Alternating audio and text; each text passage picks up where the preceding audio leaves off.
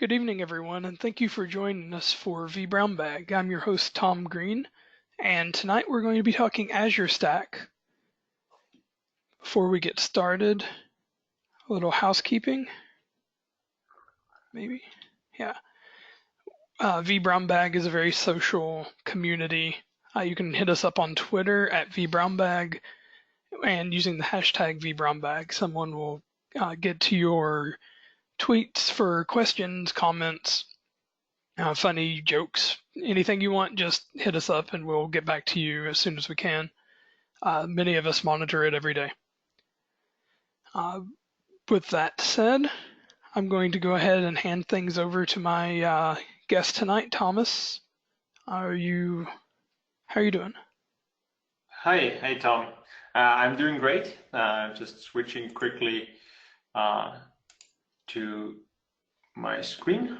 Yep, I just handed over controls. Yep. You should be good to go. Perfect.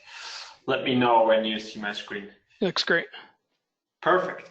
Okay, so also hi from my side. My name is Thomas Maurer. I work as a cloud advocate at Microsoft. I started, I think, 3 months ago. Before that, I was working for different consulting companies and service providers, and I worked with a couple of them on Azure Stack implementations very early on in different projects, basically in the TAB program or in the Azure Stack Early Adopter program. So I'm happy here to share today a little bit about our Azure Stack family. It's now called. We have just recently launched a new product called the Azure Stack HCI solutions. And we're also obviously going to cover a little bit about this and explain the different scenarios for those two products. So let me quickly move here to the next slide. So again, I said I'm going to speak a little bit about Azure Stack and how the journey is, and I would also show you a little bit the parts behind Azure Stack. We'll do some demos on the Azure Stack operation side, so the things you actually cannot just see it if you don't have an Azure Stack or if you don't have access to a development kit. So first of all, let me talk a little bit about why we have that solution and why we think it's very important. So first of all, we see that hybrid is going to be very interesting for a lot of customers, or is very interesting for a lot of customers to different reasons, right?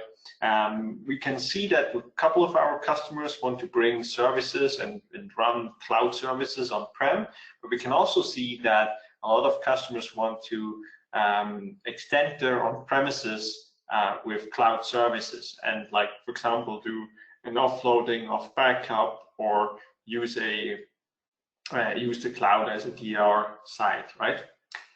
And that's exactly what we are having, like these two approaches. And there's many other things in our hybrid world, like identity or SQL Server is connected and things like that. We're going to talk about two specific ones. So first of all is with our hybrid approach, we want to bring down cloud services in a consistent way to your on-prem data center.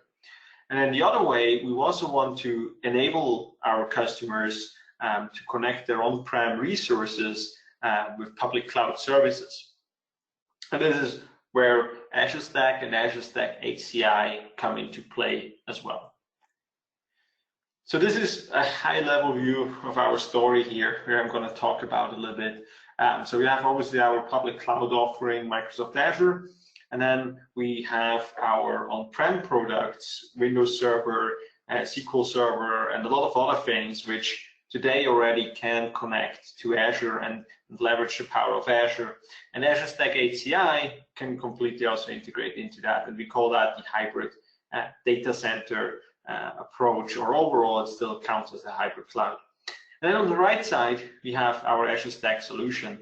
And this is basically the way we bring Azure into your data center or into your location where it makes the most sense. So with that overview, I want to quickly show you what we actually have in our hybrid environment. So as I mentioned, we have Azure, which is basically bringing down the Azure, which has the Azure portal, the APIs, our infrastructure as a service, and PaaS services.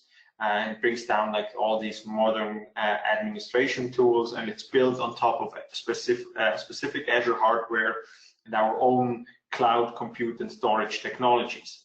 That's what we offer in our public cloud. And now to what we have with Azure Stack basically is we extended that platform from the public cloud to the on-prem environment of our customers to bring the same portal and API experience as well as the same services. So we have the same consistent experience in both worlds. Underneath that, we have built that on industry standard hardware, right? The Azure hardware is very specific to our needs. So we built that on our specific, on OEM specific hardware. And we use our hyper-converged compute and storage technology behind it to run run the software. So in the case of Azure Stack, this is also Windows Server. It uses Hyper-V and storage spaces direct. And then with Azure Stack HCI solutions, we said, okay, not everyone wants to use those specific cloud services. A lot of customers just want to have a platform for virtualization. So we take the same technology and the same hardware with the same validation we do for Azure Stack and put that as a standalone solution, however, with a totally different administrative UI right now. And so what you can do again in Azure, you can obviously use hundreds of different cloud services in right now over 54 regions worldwide. And then we bring down a subset of those services like Azure IaaS, Azure VMs, Platform as a Service with web apps, or Azure Functions in serverless computing, Key Vault, and a lot of other offerings down to Azure Stack. And in the Azure Stack HCI solutions, we basically allow you to connect to Azure services like Azure Backup, Azure Site Recovery for DR scenarios, Azure Monitor, and the Azure Update Management, which allow you obviously to monitor your on-prem solution from Azure, as well as doing controlled update management in Azure, but also on-prem. So let's first talk a little bit about Azure Stack before we then, in the end, go and speak a little bit about Azure Stack HCI. So, Thomas, we do have a couple of questions that have already come in. Yeah. So we have a question from Graham. It says, so it's 100% binary and API compatible between on-prem and cloud? Yeah, so that's a very good question. So the answer is yes and no. So obviously we try to be as consistent as possible. However, Azure gets updated daily, right? We are updating our services in Azure daily, depending on the team, if it has something to release, maybe even sometimes multiple times daily. And Azure Stack, which is running on-prem, needs to be managed by the customer, and I will talk a little bit about that later. However, that doesn't get updated regularly like that. So Azure Stack on-prem is always a little bit behind what Azure has, right? So we are talking about this in terms of API versions. We have a different level there and a different set of services we can offer. So whenever Azure releases a new feature, it's going to be different on Azure Stack, and it will take some time to come to Azure Stack, if in some cases it ever comes, right?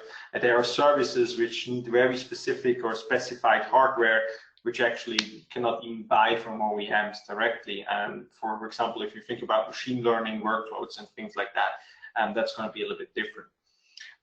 But yes, you can use the Azure Resource Manager, which is our control plane basically. You can use their APIs, you can use the Azure PowerShell module, you can use the Azure CLI, you can deploy directly from Visual Studio as it would be Azure, right? You can think about that as kind of like another Azure cloud which you can connect to. So I hope this answers the question. Otherwise, let me know and we will talk a little bit more about that. And then I think I saw a second question. So can we create our own regions in Azure Stack? So Azure Stack itself is kind of like an own region.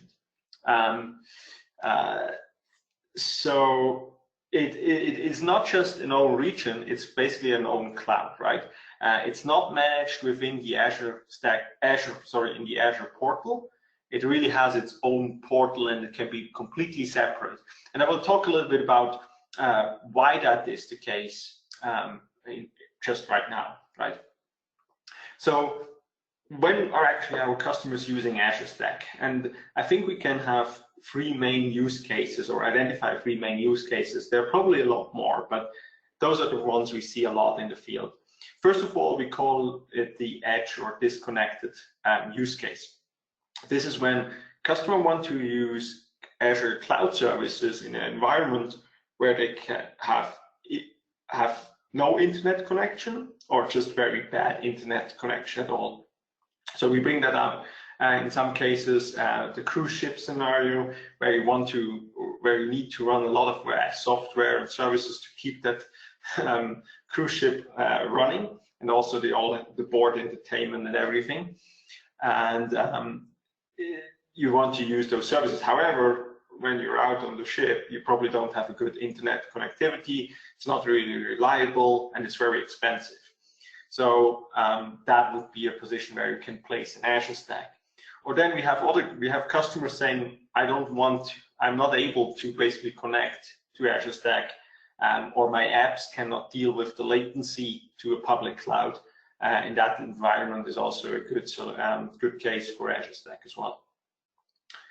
And then the other one, the middle one, is like regulatories and also compliance reasons, where companies are just not allowed to store data outside of the country. This is a very big thing in Europe right now, where there's a lot of discussion going on about this, if you're actually allowed to store data. And it also is a little bit about your own feeling about it, right? Some companies have rules. You're not allowed to store data outside of the building of the company.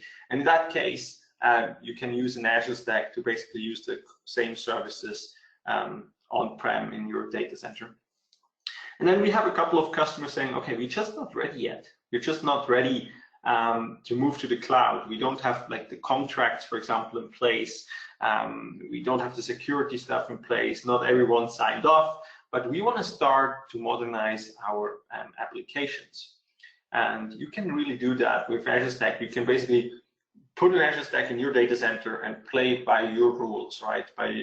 You can really manage it the way you want it without data going out of your location. So with these three use cases, I want to go a little bit further. So Azure Stack, and I mentioned that before, really is an extension of Azure, right?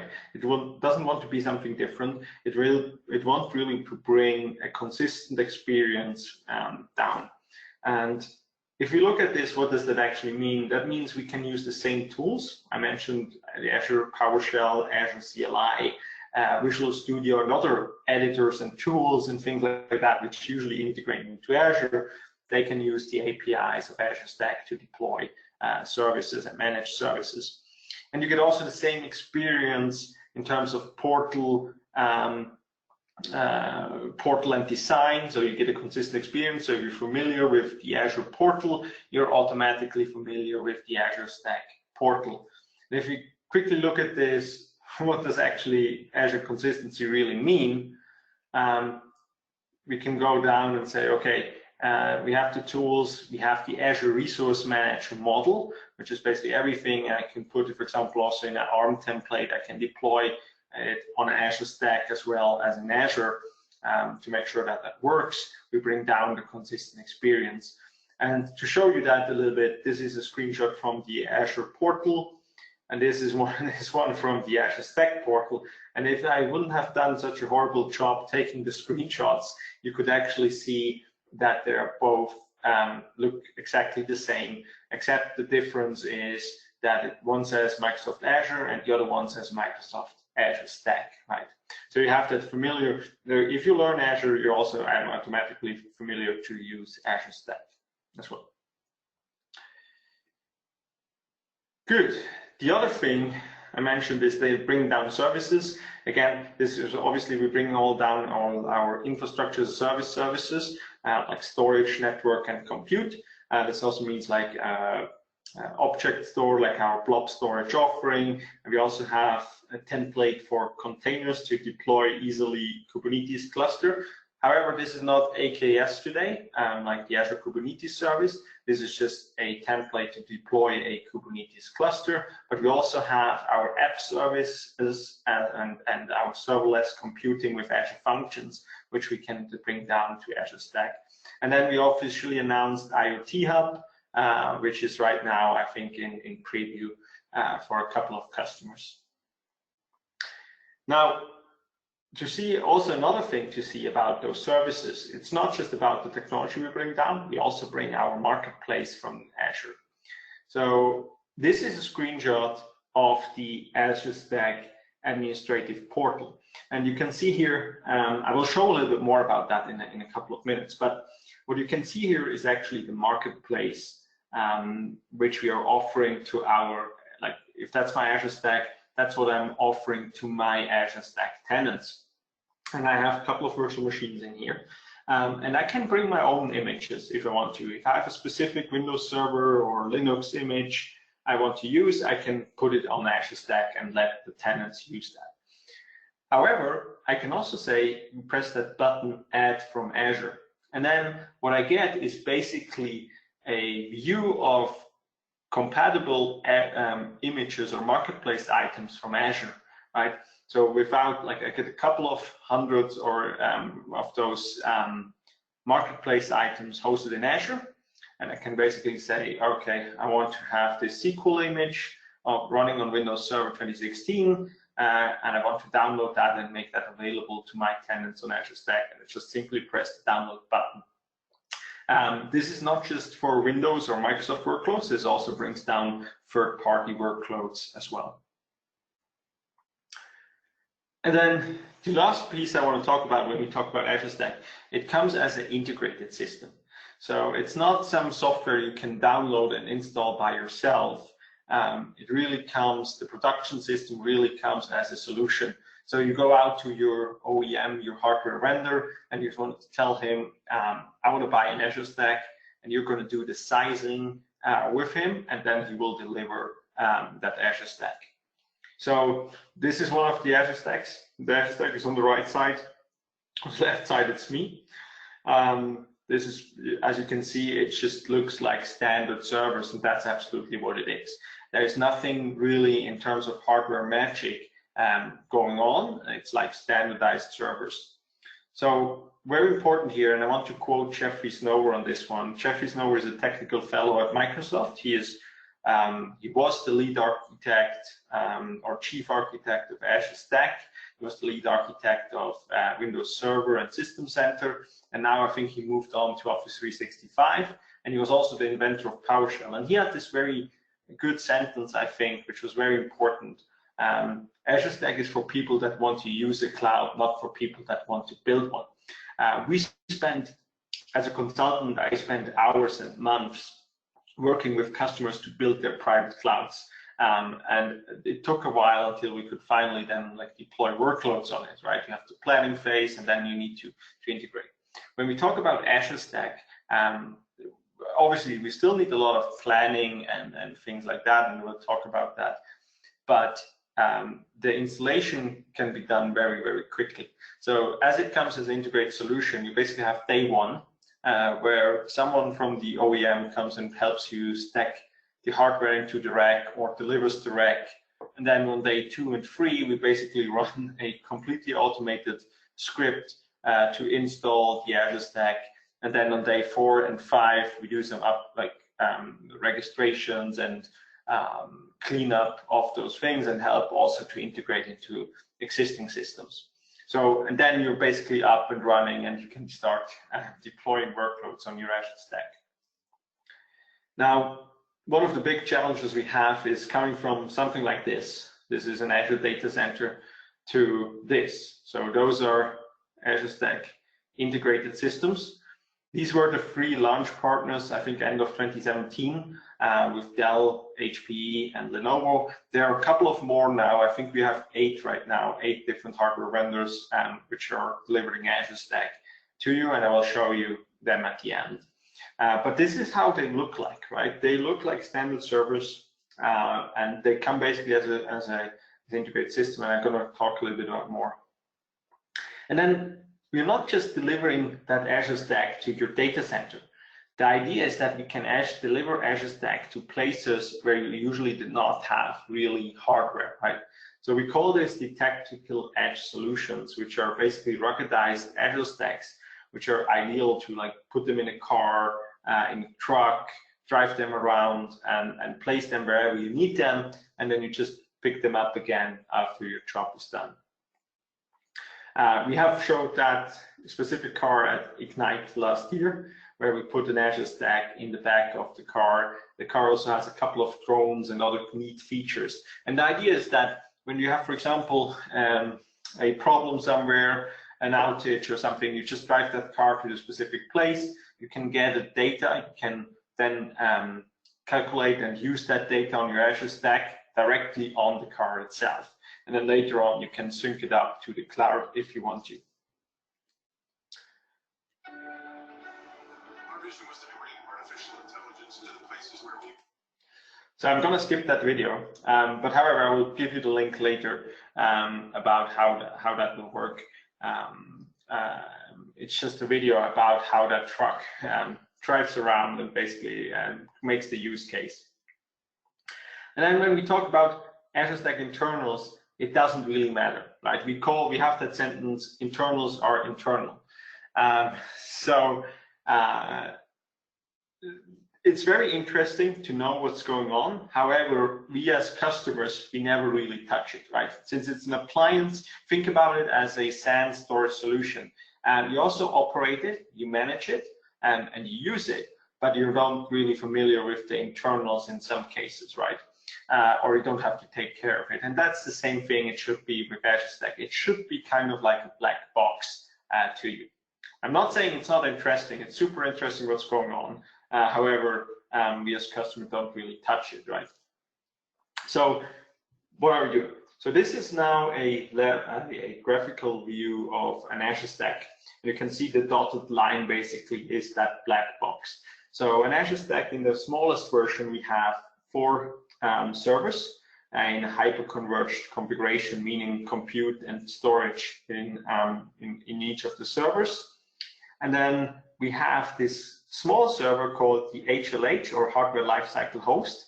And this is basically our first management host. This is the one from the OEM host, if you will, which starts to deploy Azure Stack. And it also runs a couple of OEM specific monitoring tools. And then we have 2 leaf switches or top of direct switches, which then connect to your border networking devices. And then we have a BMC switch for out-of-band management for the systems. And again, what we did is we worked closely with all the OEMs. We did design the architecture. We made sure that the deployment works. We completely automated that. We did a lot of validation on that specific hardware to make sure that all the drivers, firmwares, and software are working together. And this is very important. And then what I also want to highlight on that screen is the patch and update. Now, if you build the cloud by yourself, especially if you used some Microsoft tools before, like System Center, you need to go out and patch your components like servers, and then you need to make sure which System Center product do I patch first, and then which patch do I install where. With Azure Stack, you get basically 2 update packages. One update package is basically for the Azure Stack software and the servers. So you basically just say, okay, update now, and I'm going to show you that in the portal, how that looks like. And it will basically run and update all the systems and all the management software. And then, depending on the OEM, you get another update package for firmware and drivers. And they also automated that process to basically automatically update firmware and drivers on your servers. Now, when it comes to Azure Stack, it's very important. Planning is still very, very important, right? I told you that this is an appliance and you just simply put it into your data center. there is still a lot of planning involved if you put something in your data center. It doesn't really matter what it is, but especially if you do a network connectivity, something with network connectivity, you need to make sure that the thing is working. And then you have a lot of dependencies on different things. So you need to take care of the following and ask that. And this is also something even before you actually buy or get the Azure Stack ordered, this is things you need to think about before. So first of all, you need to decide on which business model are you going to use. You have basically a pay-as-you-use option, where you basically just buy the hardware. And in the software case, you just pay for what you use. So for example, if you start a virtual machine, you start paying a license fee to Microsoft for that virtual machine. It's not as high, obviously, as in Azure, because you own the hardware, it's your hardware. But you could pay a license fee for the software. If you shut down that virtual machine or remove that virtual machine, you don't pay anything at Microsoft at all. So this is very, especially if you start like 3 months later, you did not pay anything to Microsoft.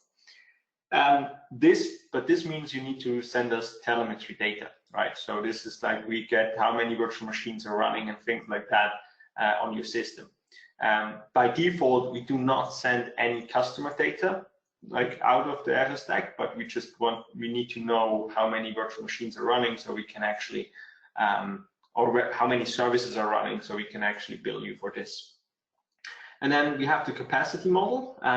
If you don't want to send us that data, or for some reason you're in a disconnected mode where you can't send that data, we also have licensing model, and this allows you basically, you need just to license all the hardware you have in your Azure Stack based on physical cores in your machine and your machines, and that's basically it. So you need to make sure, do I want to have pay-as-you-use or capacity model?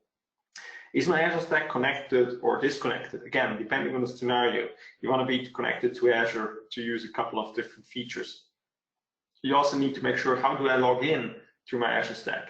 Do I use Azure Active Directory or do I use ADFS? So for example, if I'm in the disconnected mode, I cannot use Azure Active Directory, obviously. In that case, I want to use ADFS. And if I'm in a connected mode, I can still choose what do I like to use.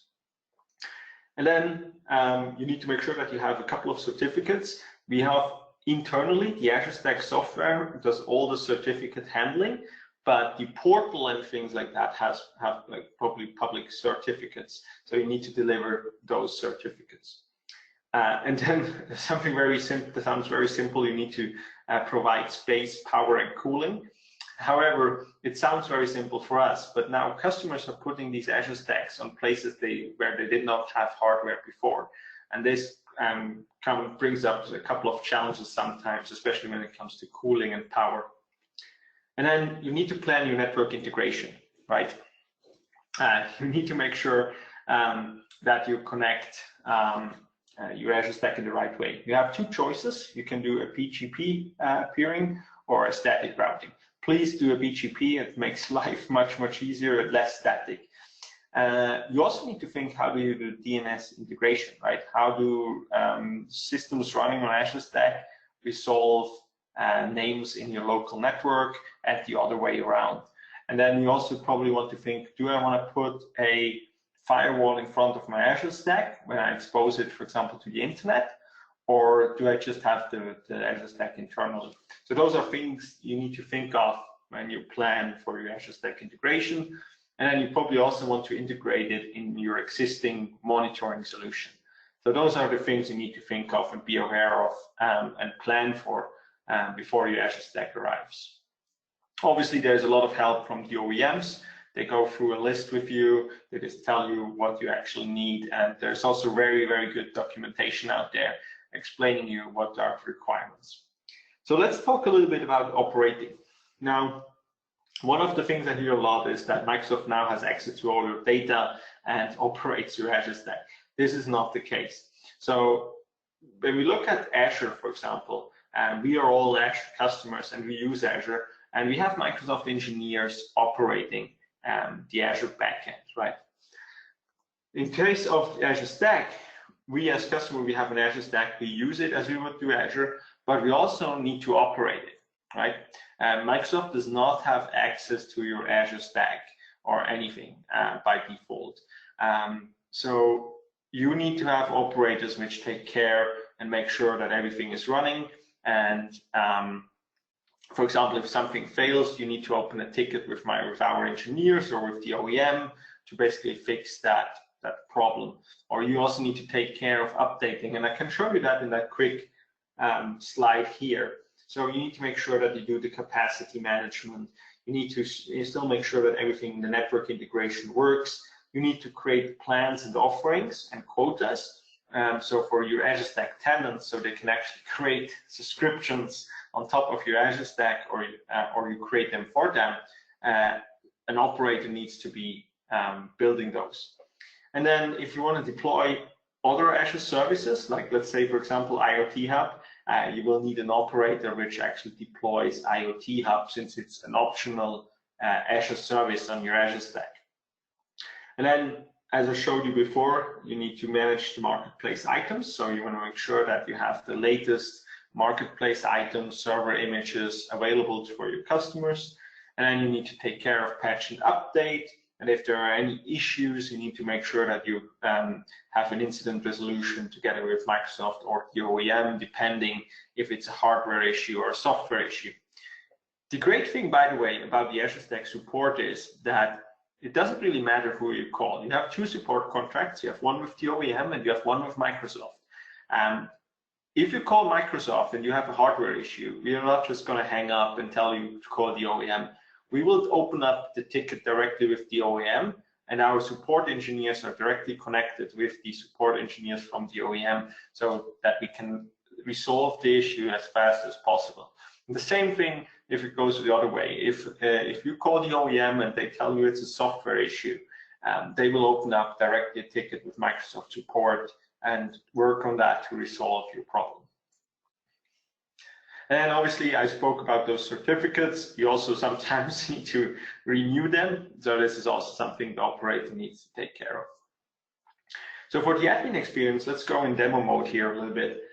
You have a tenant portal, which is basically looks exactly the same as the Azure portal. And then you also have an admin portal. And that's what I'm going to show you here in a quick demo. So here I'm in the admin portal. And you can see from a look and feel, it looks like the Azure portal itself. However, I got some more stuff here. For example, I have marketplace management, I have user subscriptions, region management, and much more here. And I can also see here some blades, some dashboard items that an update is available and things like that. So if I go to region management, I can manage basically my Azure Stack region. On this overview screen, again, I see that everything is green right now, that I don't have any alerts. That's great. I can then have a look, for example, at the resource providers which I have installed here. So basically, I'm just turning the default ones. And again, you can see that everything is healthy and there are no alerts. And if I go to updates, you can see the current version I'm running. And then you can also see that I have an update available here. And then I can just click on update right now, and this will go through an update process. However, we highly recommend reading the release notes for the updates, because that's where we also tell you if there's anything you need to take care of before or after, or if we change something. There is also depending on how long what we are patching, the duration can also be different. A small update like a hotfix can, for example, run 30 minutes to an hour to patch everything. But if you have a large system and we do a full update of your stack, it can now take up to 24 hours in some cases. And we recommend, even though all the workloads stay up, we recommend doing a maintenance window during that time. Here you can also do the capacity management. So you can see here how much capacity in terms of physical storage or memory I have left. I can also have a look at all the infrastructure roles which are running in the backend. Again, here we're going a little bit in the architecture slide I'm showing you. However, if there is any alert, there's in most cases, this is the time to open a support ticket with Microsoft. If there is anything you can do by yourself, we basically give you a recommendation. That's what you need to do. You can also then have a look at your scale units. A scale unit is basically a rack or a cluster. So Azure Stack can be, as I said, the smallest configuration is 4 nodes, and it can go up, as of today, up to 16 nodes. So if you go to that cluster, you can see here we have an 8-node system. And if I click one of the nodes, I can go here and say, okay, I want to drain that node because I probably need to do some hardware maintenance. Or I can, for example, say repair that node. And this will basically just reinstall the whole node and add it back to the system. So let me quickly go over and have a quick look at some of the questions. So I have, how can I run Azure Stack POC on limited hardware? So yes, that's a very good question. So I told you cannot really download Azure Stack and you really need to buy the integrated solution.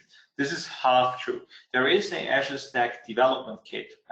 Earlier it was called the Azure Stack POC, which you can download and install on a single server. It only supports a single server, so there's no redundancy and nothing going on, but it's designed to basically let you try out and test Azure Stack on a single server. This you can just do if you go to the Azure Stack website. I have links in there in the presentation, and then you can go and just download it there. There are also some pre-requirements in terms of memory, CPUs, and disks, but that's all described on the website.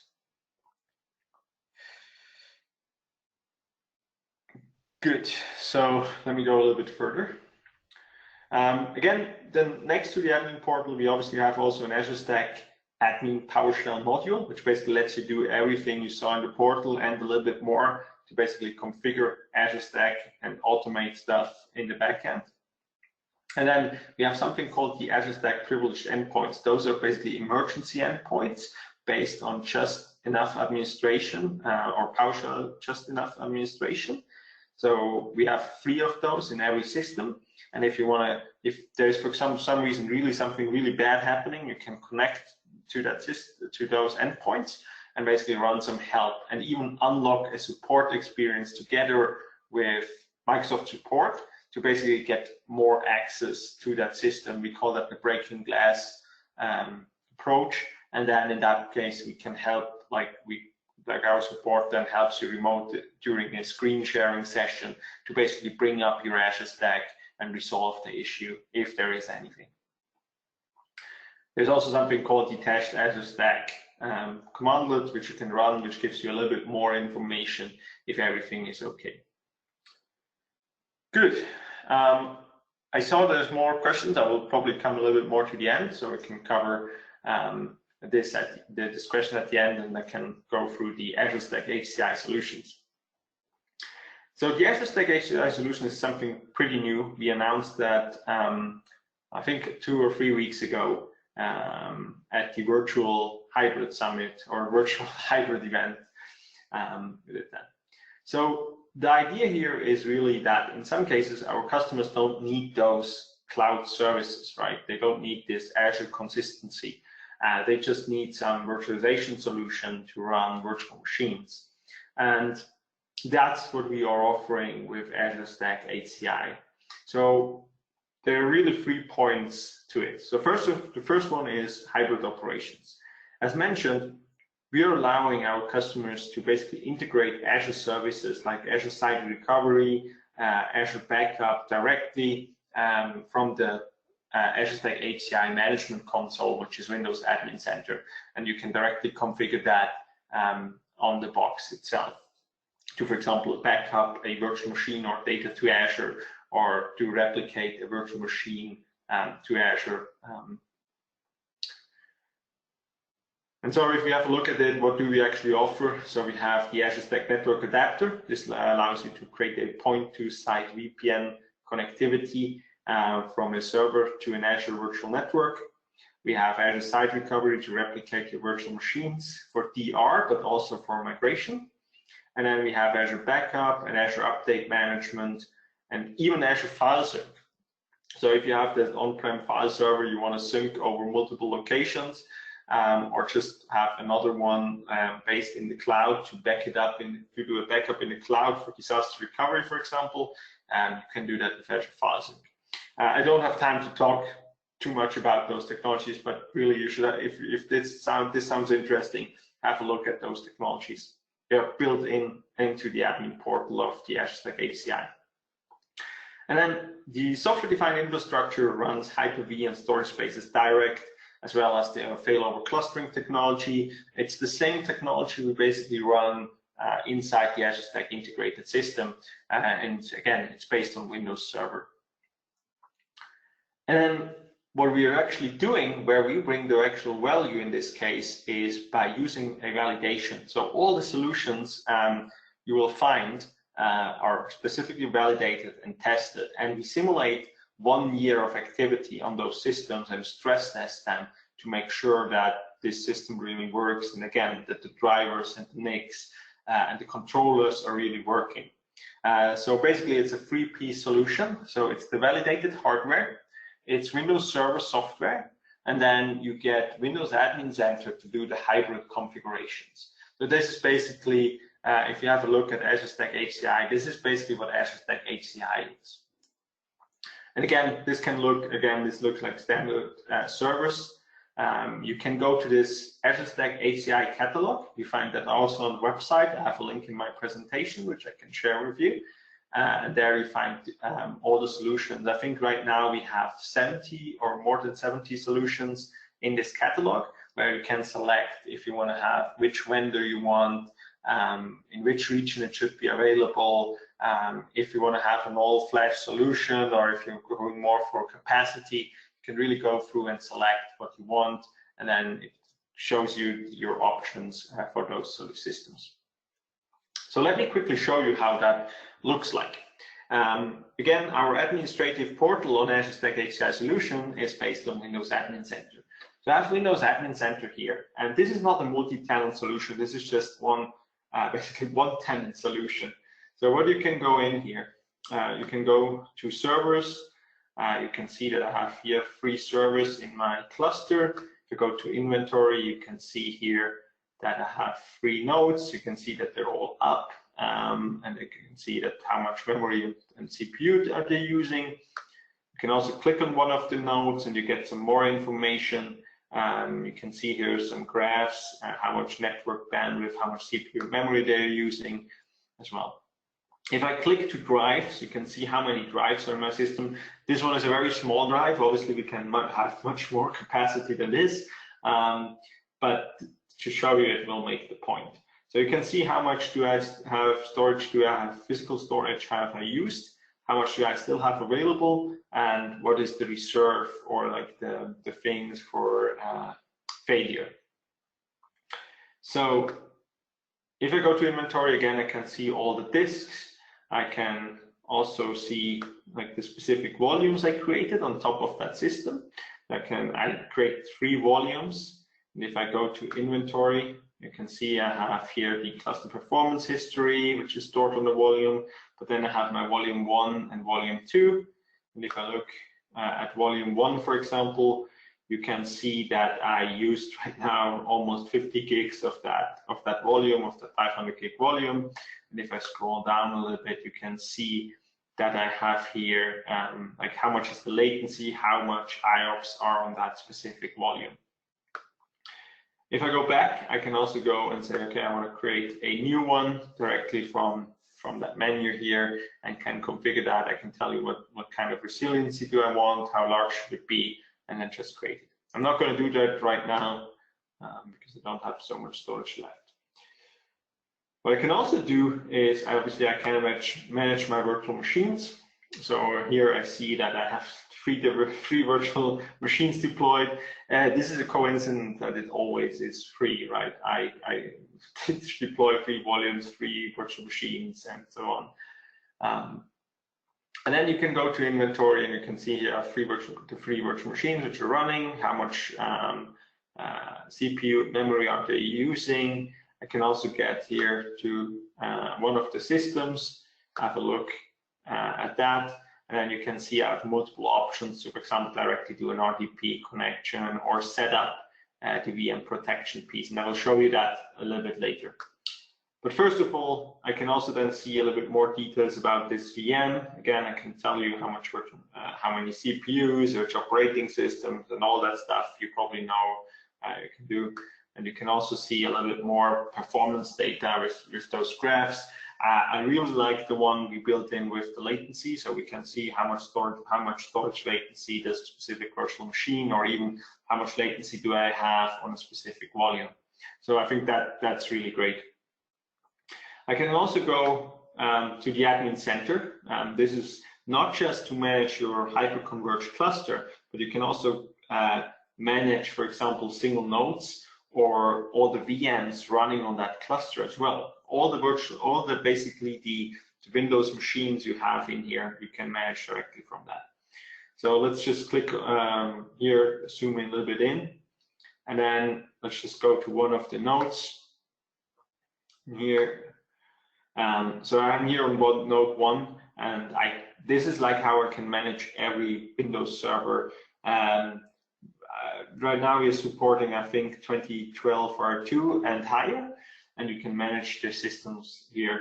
And one thing you can actually do, like you can see here, you have different tools like whichware replaces those local only tools. Before, if you did certificate management or device management, you had to go RDP into your system and then open up this legacy MMC for devices or certificates to manage those. In some cases, you were lucky you had remote management, in some you didn't. Now here we can actually go and do that web-based. So we have different things here where we can run through. We can also go and say, okay, I want to open up a PowerShell session for all the tools I haven't available. If I just want to run a couple of commandlets, I can do that directly from that web portal. I can also go and open up the web-based registry editor for that server. Again, this is all running remotely, right? This is all done by PowerShell remoting. I can basically go and manage the registry and a lot of other things. And if I then still need to somehow, like doing an RDP session, I can also do that directly from Windows Admin Center and open up that RDP session. Now, the next thing I want to talk about is all those hybrid services. I didn't really talk about those. So if I go to settings, the only thing I already did, I went here to Azure, and what I did before, I registered that Windows Admin Center gateway server with Azure, right? So you can see it's now connected to my specific directory, and I have now enough rights to basically configure those services. So if I go back and go to my hyperconverged cluster and go to my virtual machines, go to inventory, and then I select the virtual machine and I click on more, what I can do now is basically I can configure Azure Site Recovery to replicate the virtual machine to Azure. So set up that. It will automatically show me the subscription. I can then go and say I want to create a new resource group, or I can use an existing one. I can then say, okay, do I want to have a new recovery vault in Azure? What should be the name? And I can select the region I want to use. In my case, I'm going to use Western Europe. And then I can say set up ASR.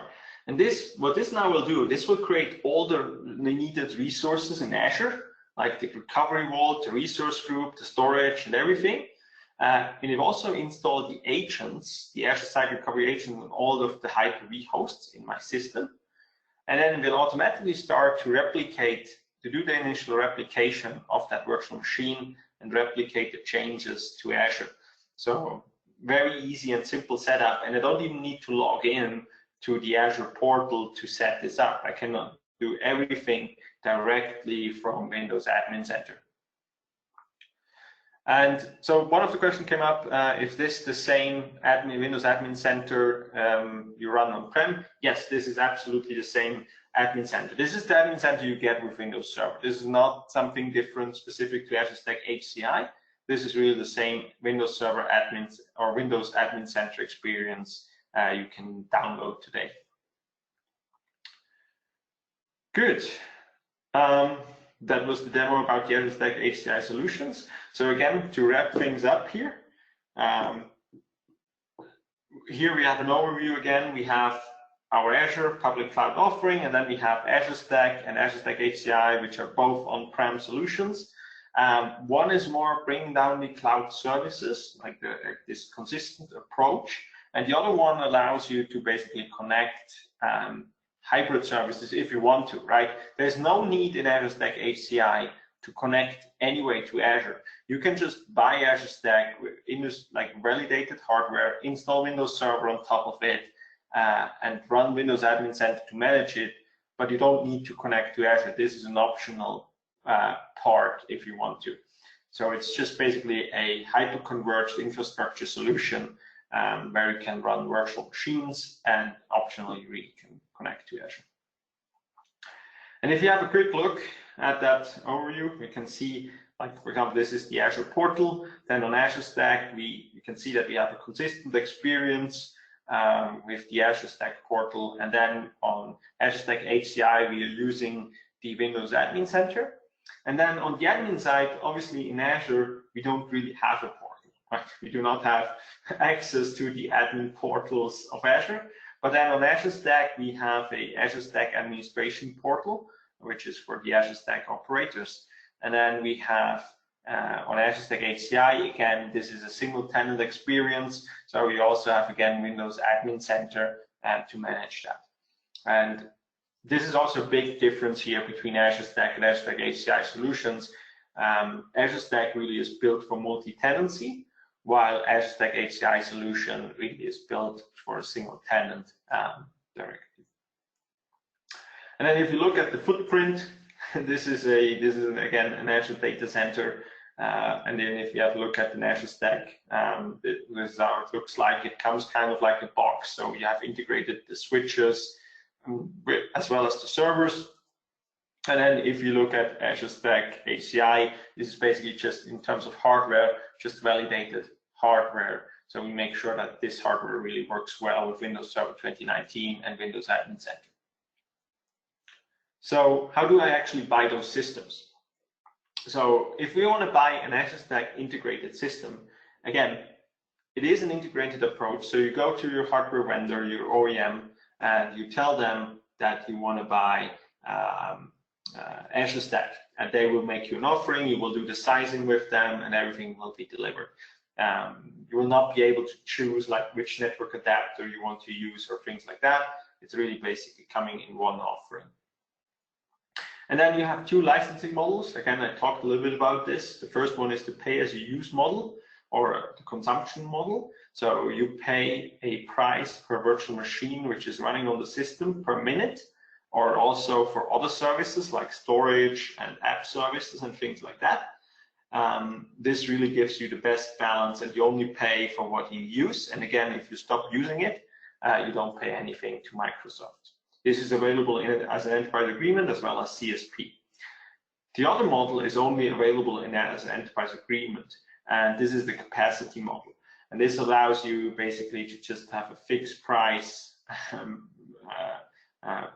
per physical nodes as well. And then for the Azure Stack HCI solutions, this is a little bit different. Since this is only basically, not only, but this is validated hardware. So you go to your OEM, you select the hardware, the Azure Stack HCI solution, validated hardware. You buy Windows Server 2019 licenses, and you get the Windows Admin Center on top of that, and you install that and configure that the way you want it.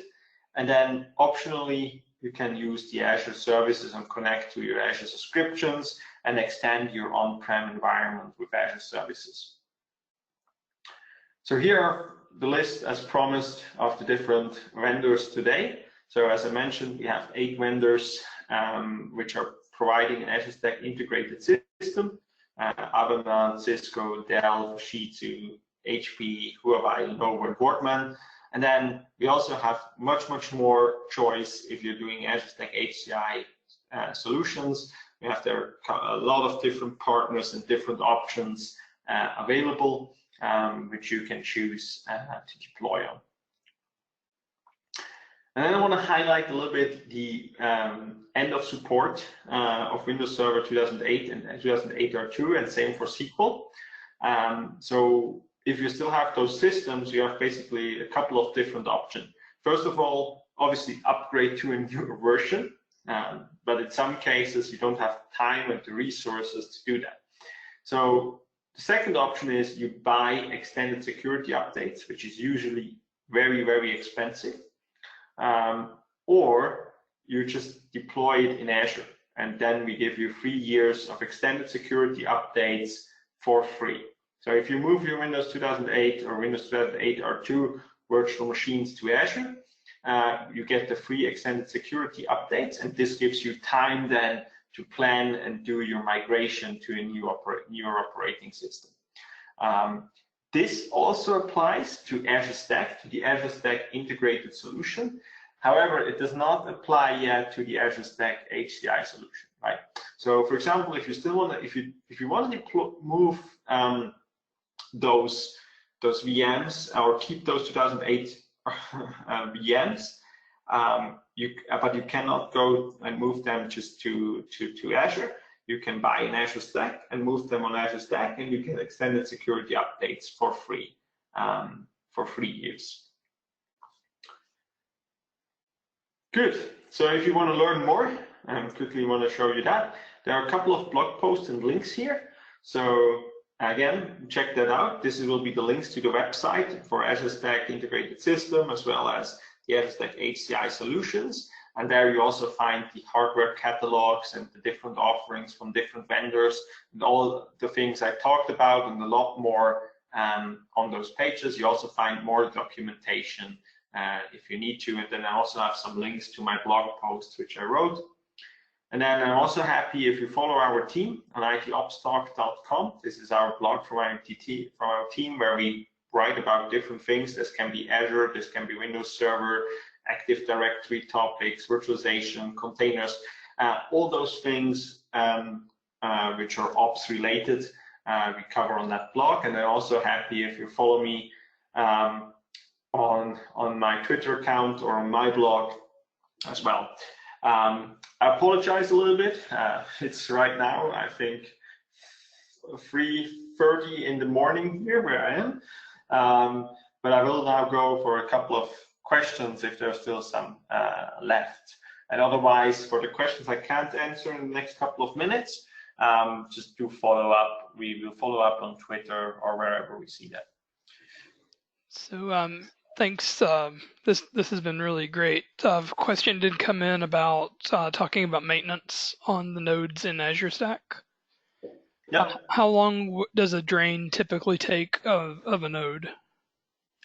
Yep. So draining a node, and it really depends mostly on the workloads, on how many virtual machines are you running, and on your whole system, and on the specific node you're draining. It can take from a couple of minutes to a couple of more minutes. It really is hard to say. If you notice, if your system is basically empty, a drain can be done really, like, let's say, like 2-3 minutes.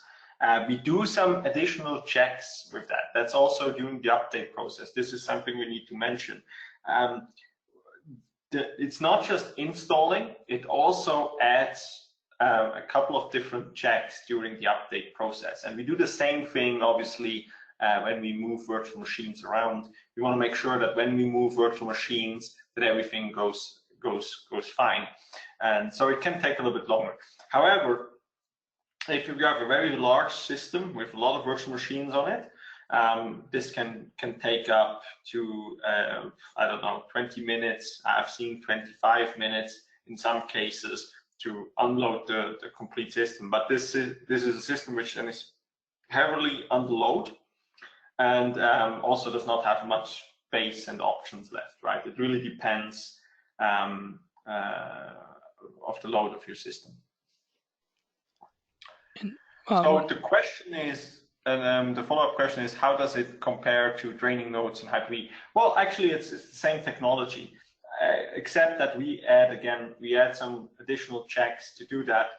So you can expect the same timing, more or less. Because again, it's the same technology. It is real Hyper-V in Azure Stack. It's not something like modified to make it more Azure-likely. It really is Hyper-V. And I did have a question myself. When we were talking, we were just using storage space for the storage and Hyper-V for the virtualization. Is there any sort of software-defined networking stack Oh yes. that it's using? Yes, absolutely. So in the software-defined networking stack, you get basically the SDN stack, which we also have in Windows Server, which is like also partly coming from Azure, right? However, you don't need to deal in terms of need to do the backend setup, because this comes directly with Azure Stack. The only thing you need to do you need to consume it. So for example, you just go into the tenant portal, you say, okay, create new virtual network, add some subnets to it, create a gateway, those things. But in the back end, it's running the Windows Server SDN stack. All right, great. Thank you very much, Thomas.